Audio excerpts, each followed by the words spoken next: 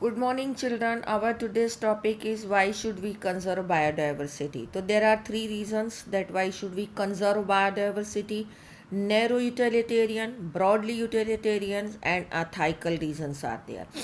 So narrow utilitarian means that we derive countless direct economic benefit from the biodiversity, like natural food, cereals, pulses, fruits, firewood, fibers, construction material, industrial products like tannins, lubricants, dyes, resins, perfumes, products of medicinal importance. More than 25% of the drugs which are currently sold in the market worldwide are derived from the 25,000 species of plants which contribute traditional medicine and used by our native peoples around the world. We even do not know more than that how many medicinally useful plants are in tropical rainforest are waiting for exploration or for their taxonomical categorization. When we complete do the complete bio prospecting means do the complete study at the level of molecular genetics, at the species level diversity, so that many economically important plant will be discovered throughout the nation and throughout the world. So our nation is also rich in biodiversity, and we expect to reap enormous benefits from our diversity. Now the another reason is broadly utilitarian. These are narrow utilitarian means direct economic benefits, and broadly utilitarian that means ecosystem services. The biodiversity plays major role to in a many ecosystem services which are being provided by biodiversity, like oxygen is there, like pollination is there, and aesthetic pleasure.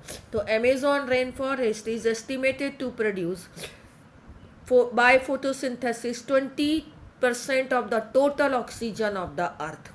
Similarly, the pollination, it is a the biodiversity the which is providing this service to the plant by the bees, bumblebees, birds and bats has no value. We can say these services has no economic value, but they have their own value, like broadly utilitarians it is called as. Now aesthetic pleasures, that means what? Ki we derive from the nature the benefits like aesthetic pleasure when we are walking through the thick woods, watching a spring flower in full bloom, and waking up to the bulbul song. These all are the aesthetic pleasures which we are deriving from the biodiversity. So these all come under the category of broadly utilitarian, that is oxygen, pollination and aesthetic pleasure. Now it comes the ethical arguments for conserving biodiversity. So that means millions of plants and animals and microbe species with whom we are sharing this planet. And philosophically and spiritually, this is our moral duty to take care for their well-being and pass on our biological legacy in good order to our future generation. Now it comes that how do we conserve biodiversity? So we can conserve the biodiversity by two ways. One is the in situ conservation and other is ex situ conservation. In situ conservation means what? That many of the ecologists thinks that it is unrealistic and it is very not possible economically also, because according to them the number of species waiting for to be saved or from extinction far exceeds the conservation resources available. On a global basis, the problem has been addressed by the conservationists so that they have identified some of the biodiversity hotspots. So there were initially 20 biodiversity hotspots were there.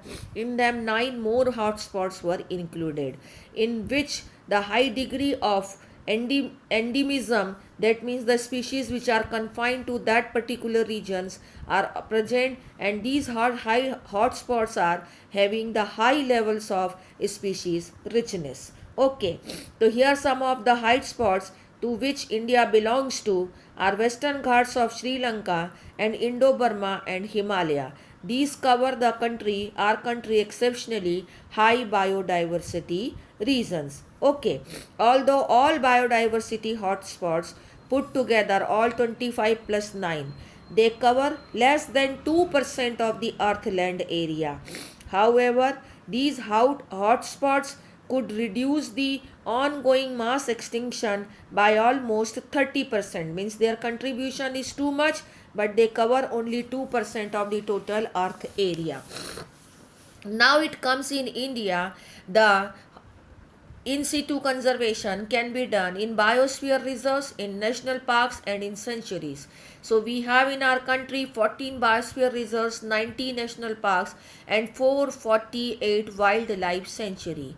So India has the history of religious and cultural tradition also to protect our nature. So sacred groves are there. Sacred groves are there. That means we have the respect for the wildlife as well as for the plants also.